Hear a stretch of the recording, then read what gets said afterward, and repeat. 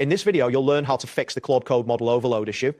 By following these steps, you will be able to identify the current model in use and implement strategies to reduce overload effectively. Begin by checking the current model that is being utilized. Open your command line interface and type Claude-V. This command will display the version of Claude you are currently using. After this, you need to check which specific model your project is calling. Enter the command Claude chat-show model.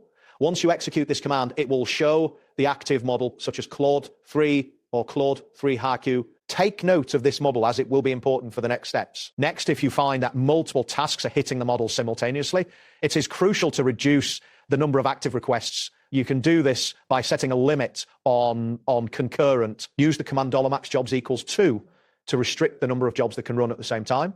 Following this, enter the command getChild item prompts eng time for each object $parallel. If getJob measure object count $maxjobs start job Claude chat file $full name stream. This command will help manage the load by throttling requests and preventing overload. For large prompts, consider using streaming to avoid buffering the entire response, which often leads to overload. You can enable streaming by typing Claude chat-stream. It is advisable to stream prompts that contain multi-thousand tokens to ensure smooth processing without causing strain on the model. If the prompt is exceptionally large, such as when dealing with multiple files or long conversations, it is beneficial to split the inputs into smaller chunks. You can execute the command get child item files full name -stream. By processing smaller chunks, you will reduce both memory usage and processing load, helping to mitigate overload issues.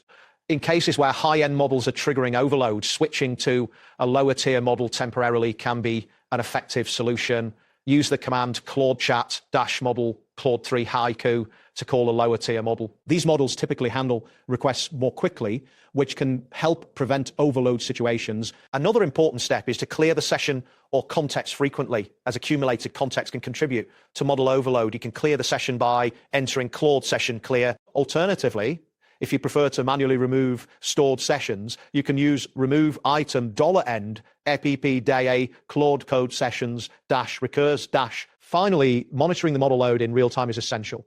You can check the node process usage by executing get process node sort object CPU -descending select object I process name CPU working set. If you notice that CPU or memory usage is spiking, it is advisable to reduce the number of concurrent tasks or the size of the prompts to maintain optimal performance. That wraps up today's guide. Thanks for watching, and catch you in the next tutorial.